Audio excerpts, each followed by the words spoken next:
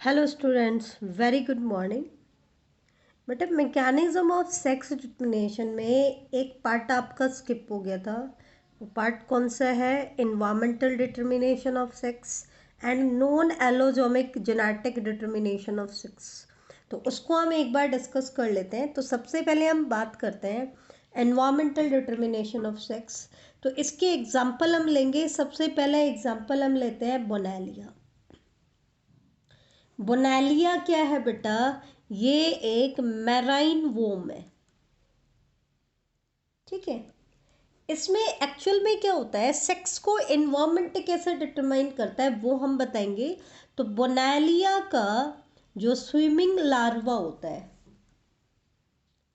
It has no sex. इसका कोई sex नहीं होता है। ठीक है।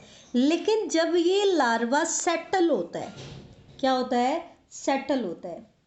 तो अगर ये सेटल हो alone, if it settle alone, इसके आसपास और कोई बोनेलिया का वॉर्म नहीं है, तो उस केस में तो ये डेवलप हो जाता है फीमेल में। और फीमेल होती है बेटा इनके केस में लार्जर। कितनी लार्ज होती है? 2.5 सेंटीमीटर की होती है। तो अगर ये सेटल होता है अकेला, तो इसके आसपास कोई और बोनेलिया नहीं है, तो उस केस में तो ये फीमेल में मॉडिफाई हो जाता है। और अगर ये सेटल हो रहा है और सेटलिंग के दौरान इसके आसपास कोई फीमेल प्रेजेंट है, किसी एग्जिस्टिंग फीमेल के बराबर में जाकर के ये सेटल हो रहा है, तो ये सेटलिंग लार्वा जो है वो मेल में मॉडिफाई हो जाता है। किस में मॉडिफाई हो जाता है? मेल में मॉडिफाई हो जाता है। ठीक है। क्यों? क्योंकि जो फीमेल वहाँ पे एग्जिस्ट कर रही है वो कुछ केमिकल्स की सिक्रीशन करती है, ताकि ये लार्वा किस में मॉडिफाई हो जाए? मेल में। मेल का जो साइज होता है वो छोटा होता है। मेल क्या करता है एक्चुअल में? फीमेल की बॉडी के अंदर एंटर करता है। ठीक है। और फीमेल की यूट्रस में एज ए पैरासाइट के तौर पर रहता है। मेल कहाँ मिलता है बोनेलिया का? फीमेल की यूट्रस में एज ए पैरासाइट रहता है। तो हमने क्या देखा? फ्री स्विमिंग लार्वा का कोई सेक्स नहीं होता है। लेकिन जब ये सेटलिंग करता है, तो अगर ये अकेला सेटल होता है तब तो ये फीमेल में मॉडिफाई हो जाता है, जो कि लार्जर होती है। लेकिन अगर किसी फीमेल के पास जाकर के सेटल होता है, तो फीमेल कुछ केमिकल्स की सिक्रीशन करती है, जिसकी वजह से ये मेल में मॉडिफाई हो जाता है। मेल जो होता है वो फीमेल के यूट्रस में एज ए पैरासाइट रहता है। इसी तरीके से दूसरा एग्जाम्पल आता है क्रैपिड्यूला। क्रैपिड्यूला जो है वो एक मोलस्क है। तो इसमें भी क्या होता है, अगर क्रैपिड्यूला के लार्वा को फीमेल मिल जाती है, क्या मिल जाती है? फीमेल। तब तो ये डेवलप हो जाता है किसमें? मेल में। तो in the company of female it develop into male. ठीक है। और अगर इसको भी इट वाज लेफ्ट अलोन, तो उस केस में ये फीमेल में मॉडिफाई हो जाता है। तो जैसा आपका बोनेलिया में था, वैसा ही किसमें है? क्रैपिडुला में। तीसरा एग्जाम्पल आता है मेडुसा। मेडुसा को हम मैराइन फिश भी बोलते हैं। एक मैराइन फिश है। ठीक है। तो यहाँ पर भी जो सेक्स होता है फिश का, वो चेंज होता है अकॉर्डिंग टू एनवायरमेंटल कंडीशंस। कैसे? अगर कोल्ड वाटर इसको मिलता है, तो उस केस में तो ये मेल में कन्वर्ट हो जाता है। और अगर वार्म वाटर मिलता है, तो उस केस में ये फीमेल में मॉडिफाई हो जाता है। किस में मॉडिफाई हो जाता है? फीमेल में। तो एनवायरमेंटल कंडीशंस जो है वो मेडुसा के सेक्स को डिसाइड करती है। सिमिलरली ऐसे ही टेम्परेचर का इफेक्ट आता है टर्टल्स में। ठीक है। बिलो 28 डिग्री सेल्सियस टेम्परेचर हो, दैट मीन्स लो टेम्परेचर की हम बात करें, एक फिक्स टेम्परेचर बता दिया, तो 28 डिग्री सेल्सियस से कम का टेम्परेचर अगर हम दें, तो मोर मेल प्रोजेनी बनती हैं, मतलब ज़्यादातर मेल बनते हैं। ठीक है। और अगर अबव 33 डिग्री सेल्सियस दें, तो ज़्यादा फीमेल बनती हैं, मोर फीमेल। और अगर इन दोनों के बीच का दे दें, 28 से 33 के बीच का टेम्परेचर अगर हम देते हैं तो उस केस में मेल और फीमेल जो बनाता है वो इक्वल प्रोपोर्शन में बनाते हैं। ध्यान देना, 28 डिग्री सेल्सियस से कम का टेम्परेचर दे तो जो जितने भी लार्वे हैं इनके केस में वो ज़्यादातर मेल में मॉडिफाई होते हैं। 33 डिग्री से ज़्यादा थे तो ज़्यादातर फीमेल में मॉडिफाई होते हैं, लेकिन 28 और 30 डिग्री के बीच का दें तो मेल और फीमेल इक्वल अप प्रोपोर्शन में बनते हैं। इसकी अपोजिट कंडीशन पाई जाती है अमेरिकन एलिगेटर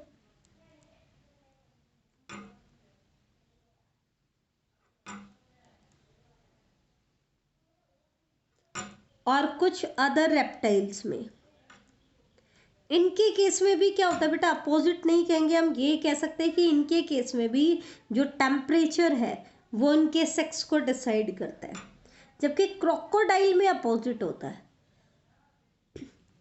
क्रोकोडाइल में क्या होता है, लो टेम्परेचर जो है वो फीमेलनेस को इंड्यूस कराएगा। वहाँ पे क्या था, लो टेम्परेचर मेलनेस को इंट्रोड्यूस करा रहा था, लेकिन यहाँ लो टेम्परेचर किसको इंट्रोड्यूस कराएगा, इंड्यूस करेगा फीमेलनेस को, और हाई टेम्परेचर जो है वो इंड्यूस करेगा मेलनेस को।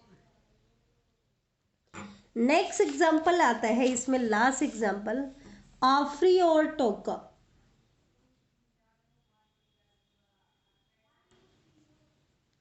आफ्रियोटोका क्या है बेटा, अपनी ही लाइफ के अर्ली फेज में तो ये मेल की तरह बिहेव करता है और लेटर लाइफ में यही किस में कन्वर्ट हो जाता है, female.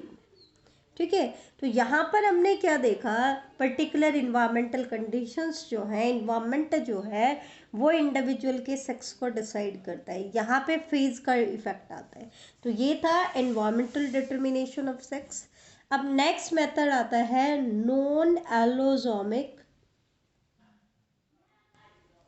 Determination of sex. Non allosomic word, हमने एलोजोमिक वर्ड किसके लिए यूज किया था, सेक्स क्रोमोसोम के लिए। इसका मतलब यहाँ पे सेक्स क्रोमोसोम का कोई लेना देना नहीं। तो जैसे कि हमने बैक्टीरिया में पढ़ा, मोनेरा किंगडम में हमने बैक्टीरिया में पढ़ा था कि फर्टिलिटी फैक्टर के बेसिस पर, या हम कहते हैं फर्टिलिटी जीन के बेसिस पर, हमने बैक्टीरिया को डिवाइड किया था एफ पॉजिटिव और एफ नेगेटिव। जिनके केस में सेक्स पिल्लाई प्रेजेंट होते हैं उनको हमने कहा था एफ पॉजिटिव। तो सेक्स पिल्लाई किनके अंदर प्रेजेंट होंगे, जिनके प्लाज्मिड के अंदर, जिनके पास फर्टिलिटी जीन होगा, एफ प्लाज्मिड होगा। फर्टिलिटी जीन कहाँ मिलेगा, एफ प्लाज्मिड में, एक्स्ट्रा क्रोमोसोमल सेगमेंट। ऐसे ही क्लेमाइडोमोनाज में भी होता है। प्रोटिस्टा का जो मेंबर है, यूनिसेल्युलर एल्गी भी बोलते हैं, क्लेमाइडोमोनाज। इसके अंदर जो gene controlling plus and minus behaviour, इनके पास भी प्लस और माइनस बिहेवियर होता है, प्लस टाइप माइनस टाइप। तो इनके जो जीन होते हैं they are located on autosome, तो वो भी सेक्स क्रोमोसोम पे लोकेटेड नहीं होते हैं। सिमिलरली तीसरा एग्जाम्पल आता है मेज का। ठीक है, मेज के केस में भी सेक्स क्रोमोसोम एब्सेंट होते हैं। इनके पास दो सेपरेट जीन होते हैं।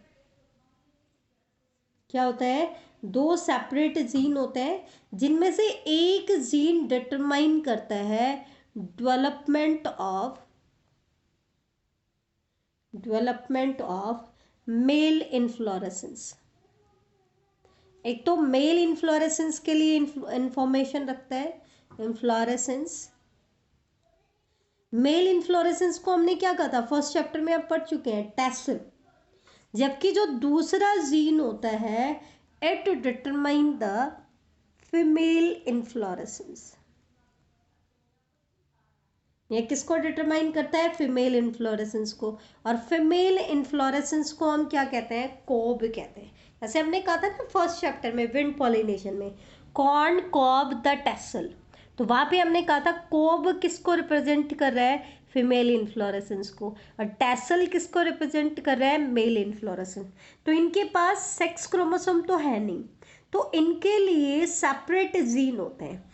एक तो जीन मेल इन्फ्लोरेसेंस के डेवलपमेंट के लिए रिस्पॉन्सिबल होता है और एक फीमेल इन्फ्लोरेसेंस की डेवलपमेंट के लिए रिस्पॉन्सिबल होता है। तो यहाँ पर जो हमने एग्जाम्पल पढ़े, बैक्टीरिया में हमने देखा, हम कहते हैं अब positive bacteria, F negative bacteria. वो हम किसके बेस पे कहते हैं बेटा कि उनमें सेक्स पिल्लाई प्रेजेंट होते हैं या नहीं होते।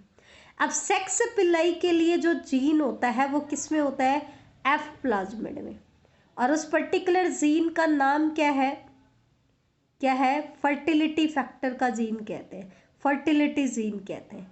क्योंकि जिन बैक्टीरिया में सेक्स पिल्लाई बनता है वही कॉन्जुगेशन ट्यूब बना सकते हैं। तो ट्रू सेक्सुअल रिप्रोडक्शन तो इनमें होती नहीं है, लेकिन some sort of exchange of genetic material होता है। तो उसके लिए कौन रिस्पॉन्सिबल होता है, फर्टिलिटी फैक्टर, कंजुगेशन ट्यूब बनाने के लिए।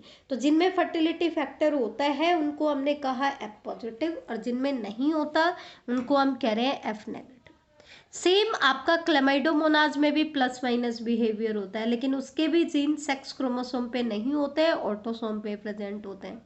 सिमिलरली मेज में भी सेक्स क्रोमोसोम एब्सेंट होते हैं। तो मेलनेस और फीमेलनेस के लिए सेपरेट जीन होते हैं, एक मेल इन्फ्लोरेसेंस के डेवलपमेंट के लिए और एक फीमेल इन्फ्लोरेसेंस के डेवलपमेंट के लिए।